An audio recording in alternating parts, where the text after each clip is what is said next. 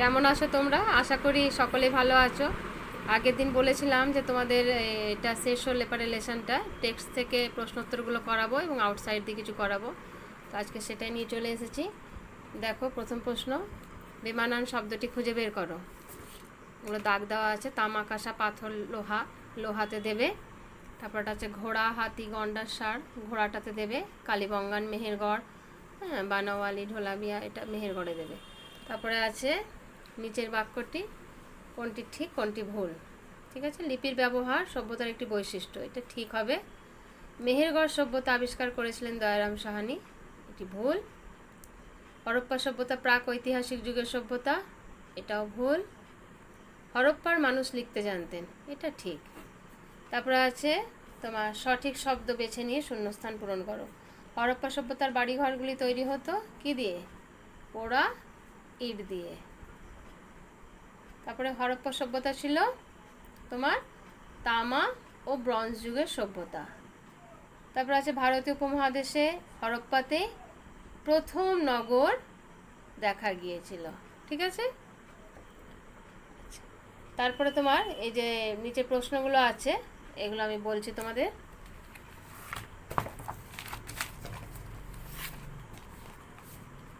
তো আগে আমরা জেনে নিই কিছু 5 নম্বরের প্রশ্ন, তারপর আমি এক এক করে দেখাচ্ছি। এগুলো ইম্পর্টেন্ট আছে। 5 নম্বরে মেহেরগড় সভ্যতা ধ্বংসের কারণ আলোচনা করো। ঠিক আছে, এগুলো তোমার 2 নম্বর 3 নম্বরেও আসে, তো 5 নম্বরটা করলে মনে হয় বেশি ভালো হয়। দেখো,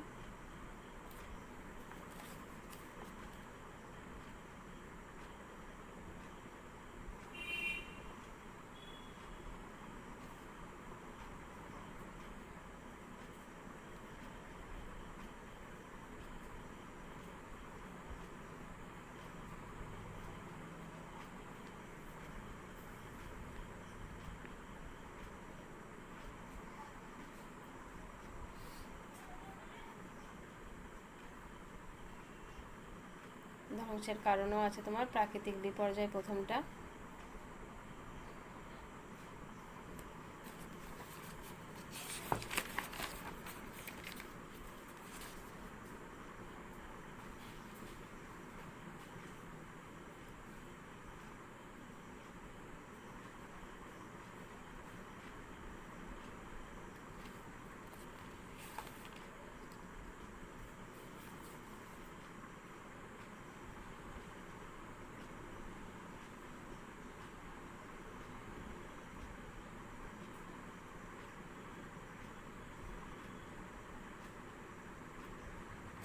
এরপর আমরা নেক্সট চলে যাই একটা প্রশ্ন, এটা ইম্পর্টেন্ট। তোমার হচ্ছে হরপ্পা সভ্যতার মানুষ স্বাস্থ্য সচেতন ও পরিবেশ সচেতন ছিল, মন্তব্যটি যুক্তি দিয়ে আলোচনা করো।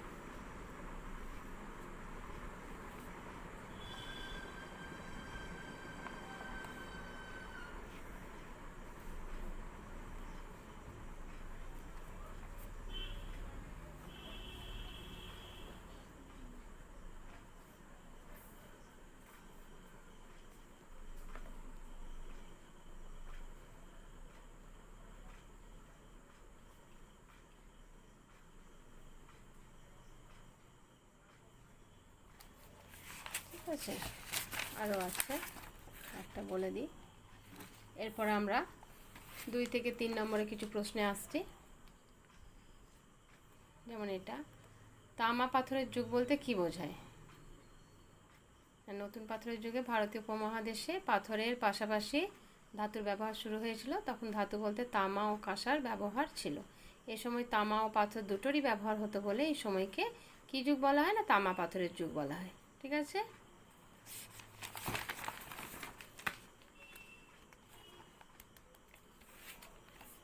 এরপর আরেকটি আছে, মেহেরগড় সভ্যতায় সমাধি দেওয়ার বৈশিষ্ট্য কী ছিল?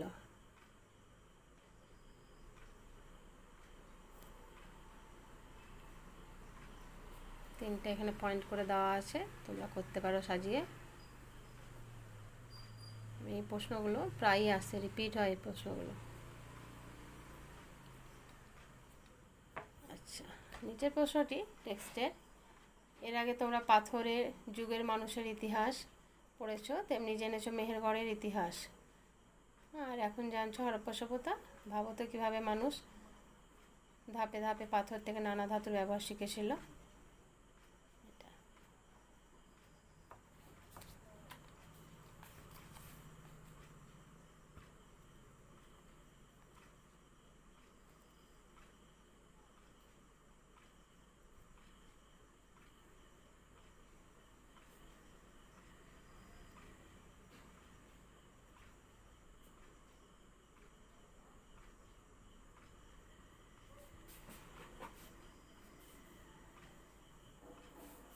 আচ্ছা, এরপর আরেকটি আসে প্রশ্ন, সিন্ধু সভ্যতাকে কেন হরপ্পা সভ্যতা বলা হয়?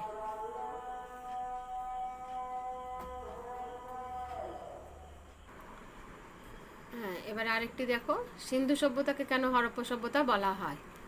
এই যে আছে এখানে 1921 ও 1922 খ্রিস্টাব্দে হরপ্পা মহেঞ্জোদারোতে প্রাচীন সভ্যতার দুটি কেন্দ্র আবিষ্কৃত হয়। সিন্ধু নদের উপত্যকায় এই দুটি কেন্দ্র অবস্থিত বলে সভ্যতাকে সিন্ধু সভ্যতা বলা হতো, কিন্তু পরে সিন্ধু নদের উপত্যকার বাইরে এই সভ্যতার অনেক কেন্দ্র খুঁজে পাওয়া গেছে, আর এগুলোর মধ্যে হরপ্পা ছিল সবচেয়ে বড়, গুরুত্বপূর্ণ ও প্রাচীন কেন্দ্র। তাই সিন্ধু সভ্যতাকে হরপ্পা সভ্যতা বলা হয়।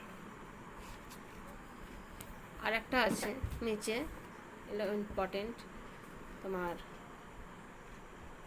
হরপ্পা সভ্যতাকে প্রায় ঐতিহাসিক যুগে সভ্যতা বলা হয় কেন?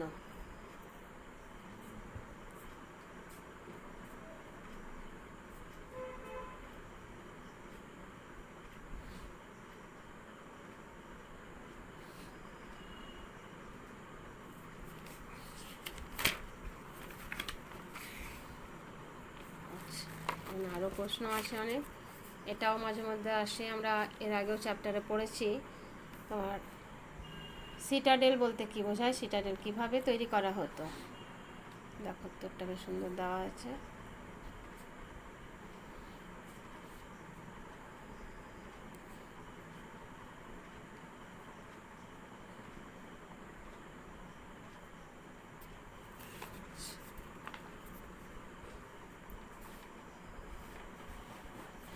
তারপরে এখানে আছে হরপ্পা সভ্যতায় কী ধরনের বাড়িঘর পাওয়া গেছে, সেগুলিতে কারে থাকতেন বলে মনে হয়। এটাও তোমরা করতে পারো।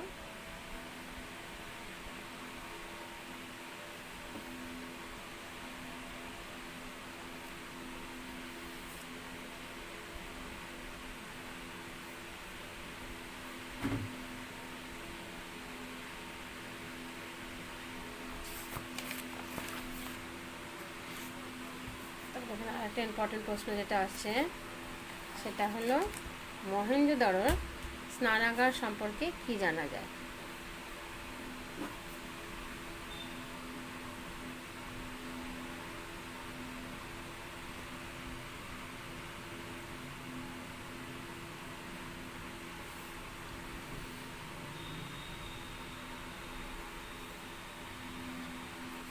আরও আছে তোমার হরপ্পা সভ্যতার জল নিকাশি ব্যবস্থা, যেটা সব থেকে ইম্পর্টেন্ট, এর আগে আমরা পড়লাম এটা।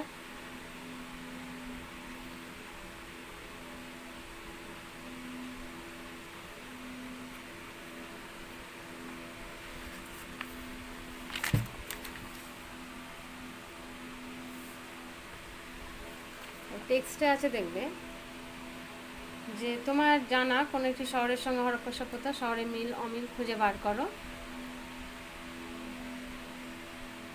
এটা লিখতে পারো, আমার জানা একটি শহর হলো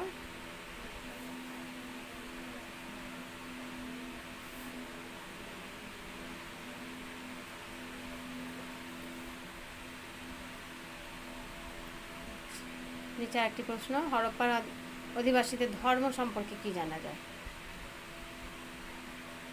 দেখো দেওয়া আছে মূর্তি পূজা, মাতৃমূর্তি পূজা, যোগী মূর্তি পূজা,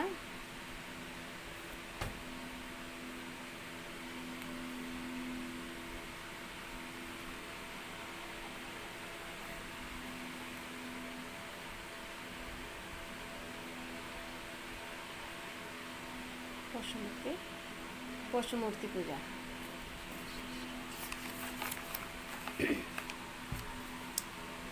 এখানে আর একটি আছে, হরপ্পা সভ্যতার অবনতির কারণ কী ছিল, আমরা লংয়েও জেনেছি।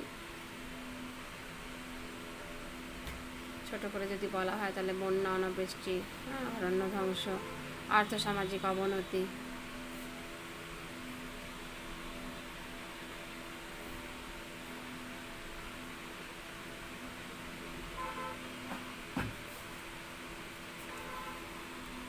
তারপরে এখানে আছে হরপ্পা সভ্যতার লিপি সম্পর্কে কি জানা যায়, অথবা টিকাতেও আছে হরপ্পা সভ্যতার লিপি, তোমরা দিতে পারো এরকম করে।